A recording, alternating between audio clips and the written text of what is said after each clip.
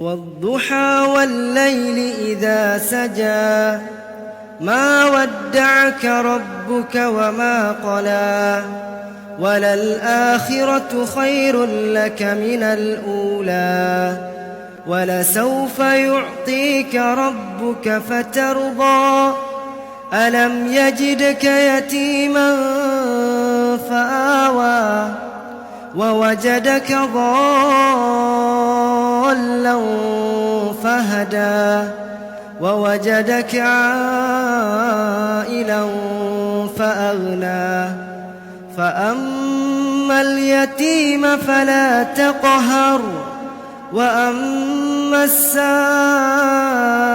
فلا تنهر وأما بنعمة ربك فحدث.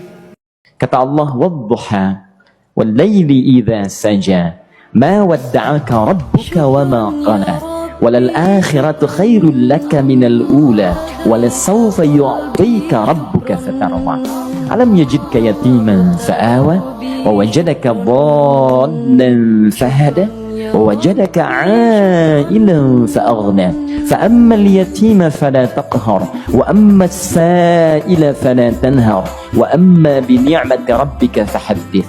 Ya Muhammad, saya bersumpah dengan waktu duha. Kalau kita baca dengan ilmu balaghahnya, itu bukan sekedar sumpah mengilustrasikan waktu duha. Karena di ilmu balaghah itu nanti ada 3 turunan ilmu. Ada disebut ilmu ma'ani, ilmu mencari kata-kata sehingga ungkapannya sesuai untuk disampaikan. Mana kata-kata yang tepat untuk disampaikan dalam konteks yang ingin dibicarakan. Itu ma'ani namanya. Kemudian setelahnya ada ilmu bayan, bagaimana mengemas kosakata yang bagus ini sehingga bisa disampaikan dengan jelas, orang tidak bingung menerimanya, paham maksudnya. Kemudian setelah itu kadang-kadang jelas kalimatnya, tapi kedengarannya tidak indah. Woi, rapatkan, woi, apa belum paham juga? Rapatkan sah. Memang jelas, tapi nggak ngenakin. Maka bagaimana caranya disampaikan dengan jelas, tapi hati kita terasa nyaman.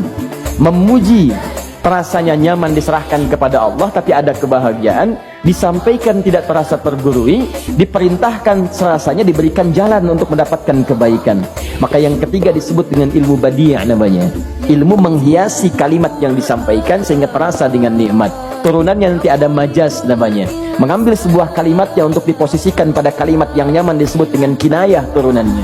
Maka teman-teman, kata Allah, wadduha, diterjemahkan demi waktu duha. Bukan sekedar waktu duha, karena duha itu ada cahaya yang indah, dirasakannya enak. Antum keluar waktu duha kan enak tuh, berjemur, kata orang Sunda moyan gitu kan, datang, bahkan sampai dianalisis ada vitamin D-nya bisa terasakan. Ya, kemudian setelah itu ada kenikmatan, enak suasananya, seakan-akan dunia milik sendiri, yang lain numpang. Wah, nyaman keluar itu. Baik, jadi wadduha itu ingin bersumpah mengilustrasikan waktu kenyamanan yang pernah dilalui. Kalau dalam bahasa tafsir yang luasnya, saya bersumpah Muhammad, demi segala kenikmatan yang pernah engkau rasakan dalam hidupmu, seperti engkau merasakan cahaya duha itu. Engkau pernah senang, saya bersumpah dengan kesenanganmu. Engkau pernah tenang, saya bersumpah dengan ketenanganmu. Engkau pernah nyaman, saya bersumpah dengan kenyamanan yang pernah engkau rasakan. Wal laili idza saja, dan aku pun bersumpah demi gelapnya malam. Demikian terjemahannya.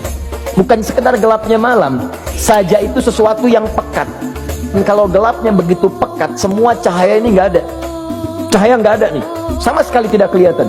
Saya mau tanya pada Anda, beraktivitasnya mudah atau sulit? Mudah nggak menemukan sendal Anda di luar? Belum tentu. Menemukan jalan keluar pun belum tentu mudah. Anda mesti meraba-raba jalan. Anda mesti kemudian melihat sesuatu dengan pandangan mata hati Anda, raba, dan sebagainya. Sampai menemukan jalan itu pun belum tentu benar. Itulah yang disebut dengan gelapnya malam saja pekat. Kadang-kadang ada orang yang menghadapi satu kesulitan yang pekat, suasananya siang, cuman karena masalahnya begitu pekat seakan-akan membuat diri dia gelap. Jalan susah, limbung gitu. Kenapa gelap ya? Padahal terang. Karena masalah menggelimuti dirinya, seakan-akan dia diselimuti masalah yang gelap. Bimbang dia, makan nggak enak, minum nggak nyaman, dan seterusnya. Ya, biasanya makan ayam tenang, ini dikasih yang lebih enak juga rasanya pahit, nggak enak zamannya. Maka kalau kita ilustrasikan dalam suasana tadi Muhammad, saya bersumpah, engkau pernah hidup nyaman, ataupun engkau mengalami masalah yang sangat pekat dalam kehidupan. engkau alami sesuatu yang dahsyat sampai engkau bingung, bimbang, pekat, mereka menuduhmu dengan macam-macam. Ma wadda'aka rabbuka wa ma qala. Saya pastikan kepadamu, dalam keadaan nyamanmu seperti dulu ataupun engkau bimbang seperti sekarang, Tuhanmu tidak akan pernah meninggalkanmu ataupun menuduhmu gila. Orang-orang yang dekat dengan Allah Subhanahu wa ta'ala, maka Allah akan menjaganya baik dalam keadaan yang tenang dan nyaman ataupun dalam kesulitan yang luar biasa. Walal akhiratu khairul laka minal ula. Nanti saya akan tunjukkan kepadamu, jika kamu telah tabah dan sabar menerima cacian mereka, menerima tuduhan mereka, nggak apa-apa, ini kan muqaddimah. Masa kamu masih panjang, kamu masih panjang dalam berdakwah, kehidupan kamu masih panjang membawa tugas dan misi. Kalau kamu belum bersabar pada yang sekarang, bagaimana dengan yang di masa depan? Tapi saya pastikan kepadamu, jangankan yang seperti ini, masalah pekat yang paling hebat pun kamu akan hadapi, yang membuat kamu sedemikian sulit lebih daripada ini, yakinkan pada jiwamu, aku tidak akan pernah meninggalkanmu. Ini prinsip dalam kehidupan kita. Jika Anda menggantungkan hidup kepada Allah, Anda bersandar dengan baik kepada Allah, maka ayat ini akan mengatakan, teman-teman sekalian, Allah tidak akan pernah meninggalkan Anda dalam setiap kehidupan Anda. Nanti, sekarang perjuangan, kata Allah, walal akhiratu khairul laka minal ula. Nanti saat kamu tiba di akhirat, saya akan tunjukkan kepadamu ada yang lebih hebat yang tidak pernah kau rasakan sebelumnya saat di bumi. Tidak akan ada lagi kesulitan yang kamu hadapi, tidak akan ada lagi cacian yang kamu kemudian hadapi, tidak ada lagi kemudian tuduhan yang kemudian kamu rasakan. Aku akan berikan apapun yang kamu inginkan sampai kamu puas. Wala sawfa yu'tika rabbuka fatarda. Nanti kamu pengen apapun, aku berikan. Kalau saufa masih ada jeda, ya. Kalau bahasanya wa yu'tika mungkin seketika. Tapi ketika mengatakan saufa, artinya bukan saat ini Muhammad. Sekarang pun aku berikan, tapi nanti yang di akhirat aku berikan sampai kamu merasa puas. Ayo minta apa saja. Hadir, hadir, hadir, hadir. Tapi yang paling indah, kalau kamu tidak percaya, alam yajidka yatiman fa'awa. Cobalah ingat, kalau sekarang sedang susah, coba ingat dulu.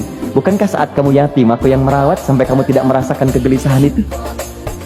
Lahir bapak tidak ada, aku cukupkan dengan kakek. Kakek meninggal, aku hadirkan ibu dan paman hadir di sekitaranmu. Ibu meninggal, ada kakek. Kakek meninggal, ada paman.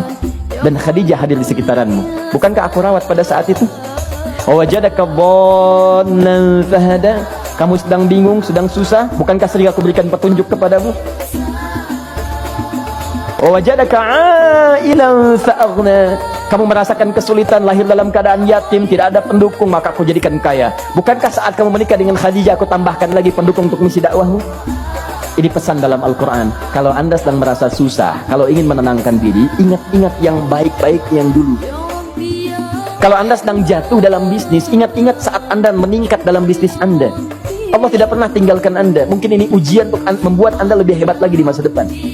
Kalau Anda tidak tahan bantingan yang sekarang, bagaimana Anda bisa mengatasi pelintiran yang akan datang? Karena dalam kehidupan bukan cuma dibanting.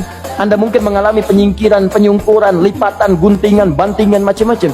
Jikalau satu gaya belum bisa Anda atasi, bagaimana Anda bisa berharap mendapatkan turunan yang lainnya? Selalu ingat bahwa jika hidup Anda ingin tampil gaya, Anda harus merasakan tekanan dalam kehidupan. Karena F selalu berbanding lurus dengan P, hukum Pascalnya. Gaya berbanding lurus dengan tekanan. Orang yang ingin tampil gaya dalam kehidupan, maka dia mesti siap menghadapi tantangan-tantangan hidup yang diatasi. Turun ayat sampai ujungnya. Jikalau kamu sudah begini lagi, jangan pernah kamu membentak orang lain. Jangan pernah merendahkan orang lain. Karena Allah pun menjaga setiap hamba sepanjang ia mendekat kepadamu.